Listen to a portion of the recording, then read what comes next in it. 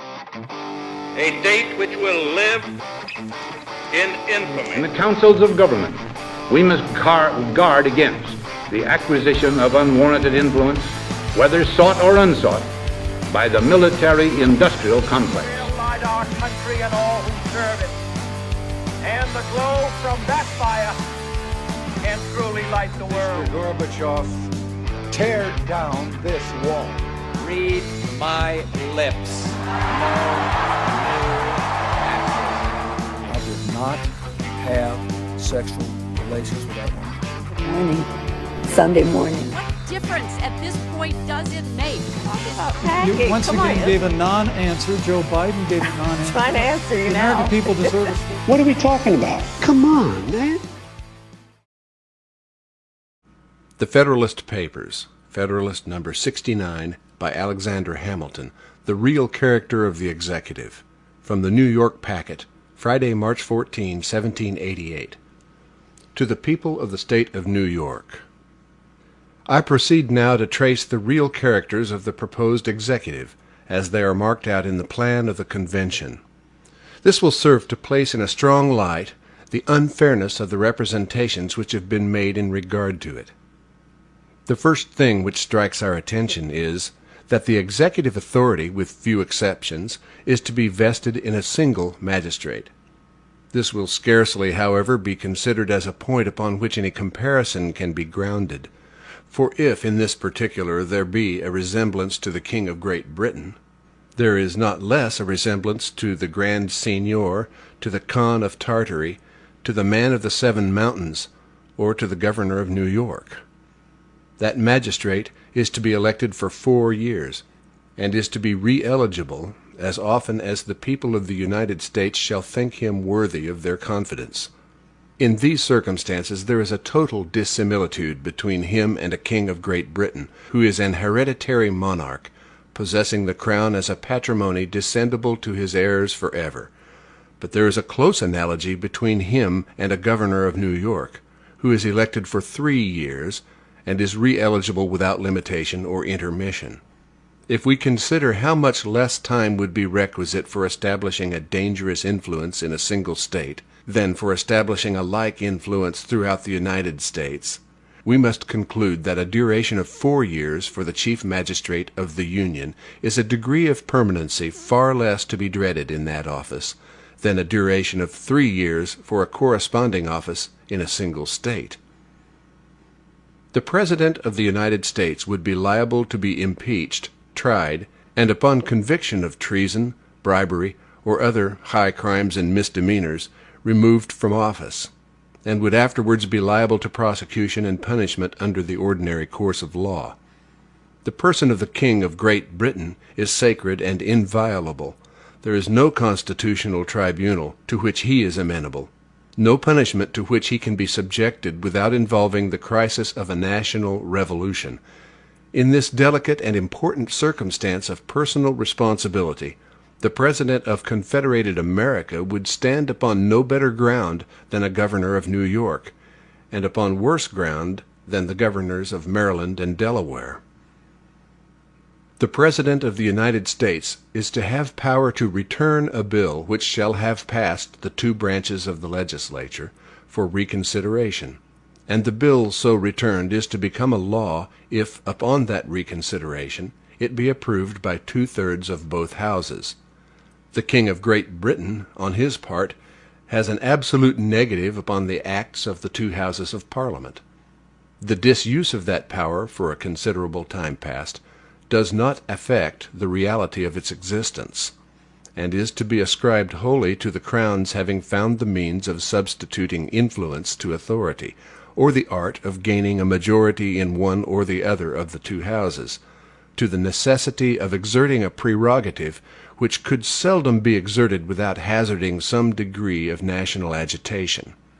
The qualified negative of the President differs widely from this absolute negative of the British sovereign, and tallies exactly with the revisionary authority of the Council of Revision of this state, of which the Governor is a constituent part.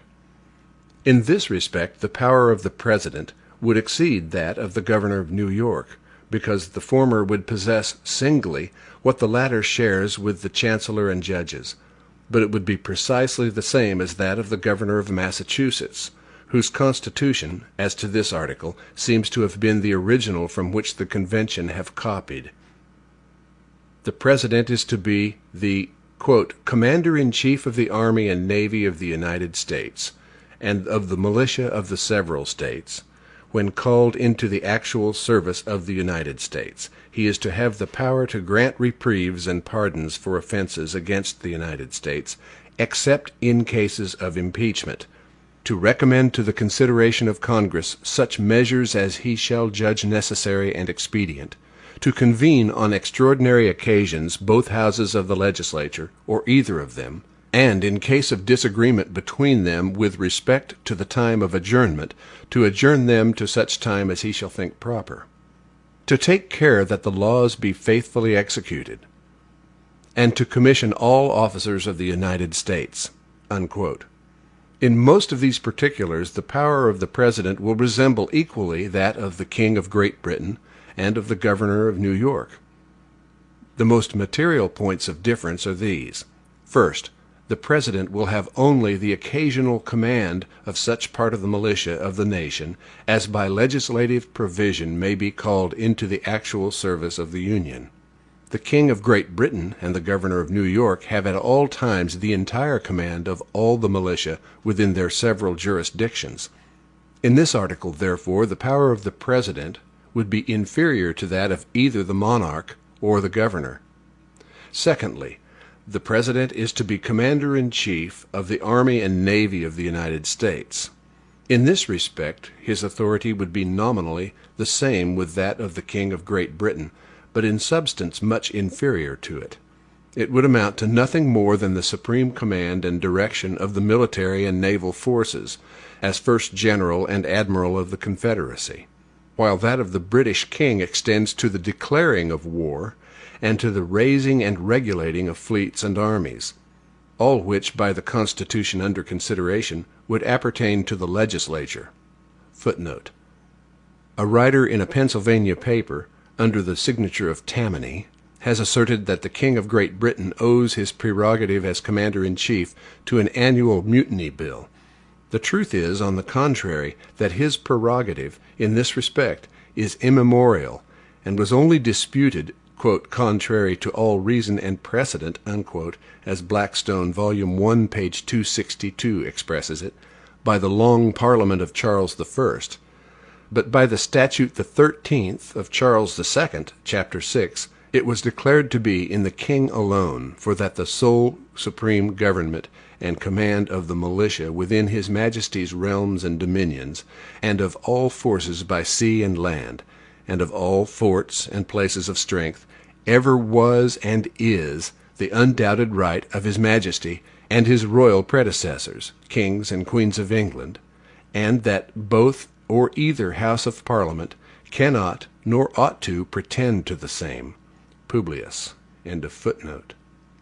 The Governor of New York, on the other hand, is by the Constitution of the state vested only with the command of its militia and navy, but the constitutions of several of the states expressly declare their governors to be commanders-in-chief as well of the army as navy, and it may well be a question whether those of New Hampshire and Massachusetts in particular do not in this instance confer larger powers upon their respective governors than could be claimed by a President of the United States.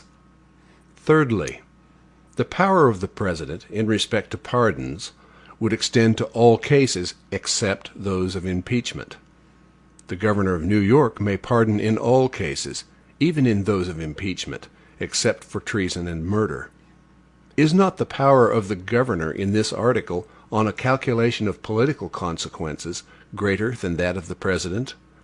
All conspiracies and plots against the government, which have not been matured into actual treason, may be screened from punishment of every kind by the interposition of the prerogative of pardoning.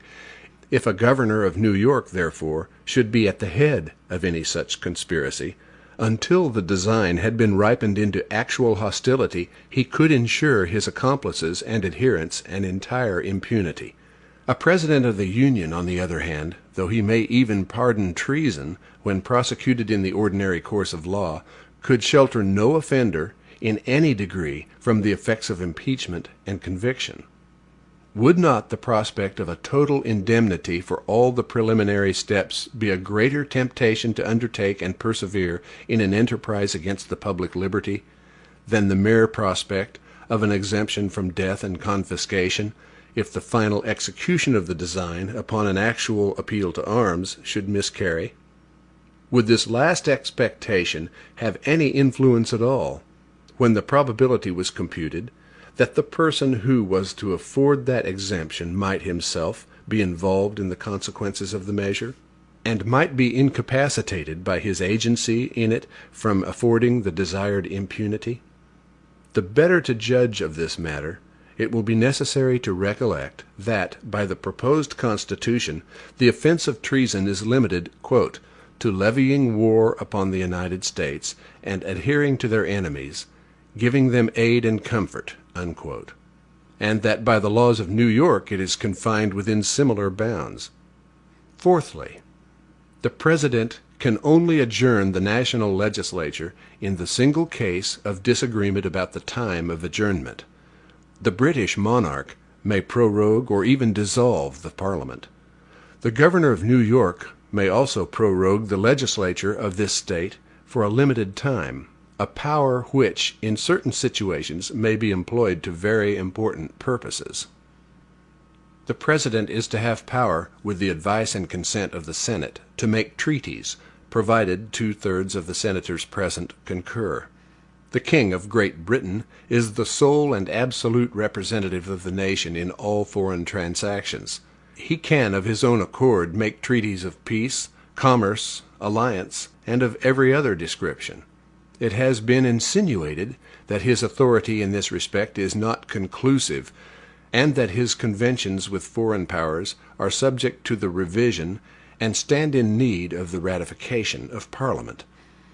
But I believe this doctrine was never heard of until it was broached upon the present occasion. Every jurist, footnote, vide Blackstone's Commentaries, Volume 1, page 257, Publius, end footnote. Every jurist of that kingdom, and every other man acquainted with its constitution, knows as an established fact that the prerogative of making treaties exists in the Crown in its utmost plenitude, and that the compacts entered into by the royal authority have the most complete legal validity and perfection, independent of any other sanction. The Parliament, it is true, is sometimes seen employing itself in altering the existing laws to conform them to the stipulations in a new treaty, and this may have possibly given birth to the imagination that its cooperation was necessary to the obligatory efficacy of the treaty. But this parliamentary interposition proceeds from a different cause, from the necessity of adjusting a most artificial and intricate system of revenue and commercial laws to the changes made in them by the operation of the treaty, and of adapting new provisions and precautions to the new state of things, to keep the machine from running into disorder. In this respect, therefore, there is no comparison between the intended power of the President and the actual power of the British sovereign. The one can perform alone what the other can do only with the concurrence of a branch of the legislature. It must be admitted that in this instance the power of the federal executive would exceed that of any state executive, but this arises naturally from the sovereign power which relates to treaties. If the Confederacy were to be dissolved, it would become a question whether the executives of the several states were not solely invested with that delicate and important prerogative. The President is also to be authorized to receive ambassadors and other public ministers. This, though it has been a rich theme of declamation, is more a matter of dignity than of authority. It is a circumstance which will be without consequence in the administration of the government, and it was far more convenient that it should be arranged in this manner than that there should be a necessity of convening the legislature, or one of its branches, upon every arrival of a foreign minister, though it were merely to take the place of a departed predecessor. The President is to nominate, and with the advice and consent of the Senate, to appoint ambassadors and other public ministers, judges of the Supreme Court, and in general all officers of the United States established by law, and whose appointments are not otherwise provided for by the Constitution. The King of Great Britain is emphatically and truly styled the Fountain of Honor. He not only appoints to all offices, but can create offices. He can confer titles of nobility at pleasure, and has the disposal of an immense number of church preferments. There is evidently a great inferiority in the power of the President, in this particular, to that of the British King, nor is it equal to that of the Governor of New York, if we are to interpret the meaning of the Constitution of the state by the practice which has obtained under it. The power of appointment is with us lodged in a council, composed of the Governor and 4 members of the Senate, chosen by the Assembly. The Governor claims, and has frequently exercised, the right of nomination, and is entitled to a casting vote in the appointment. If he really has the right of nominating, his authority is in this respect equal to that of the President, and exceeds it in the article of the casting vote. In the national government, if the Senate should be divided, no appointment could be made. In the government of New York, if the council should be divided, the governor can turn the scale and confirm his own nomination. Footnote. Candor, however, demands an acknowledgment that I do not think the claim of the governor to a right of nomination well-founded. Yet it is always justifiable to reason from the practice of a government, till its propriety has been constitutionally questioned. And independent of this claim, when we take into view the other considerations, and pursue them through all their consequences, we shall be inclined to draw much the same conclusion. Publius. End of footnote. If we compare the publicity which must necessarily attend the mode of appointment by the President and an entire branch of the national legislature, with the privacy in the mode of appointment by the Governor of New York, closeted in a secret apartment with at most 4, and frequently with only 2 persons, and if we at the same time consider how much more easy it must be to influence the small number of which a council of appointment consists, than the considerable number of which the National Senate would consist, we cannot hesitate to pronounce that the power of the chief magistrate of this state in the disposition of offices must in practice be greatly superior to that of the chief magistrate of the Union. Hence it appears that, except as to the concurrent authority of the President in the article of treaties, it would be difficult to determine whether that magistrate would in the aggregate possess more or less power than the Governor of New York.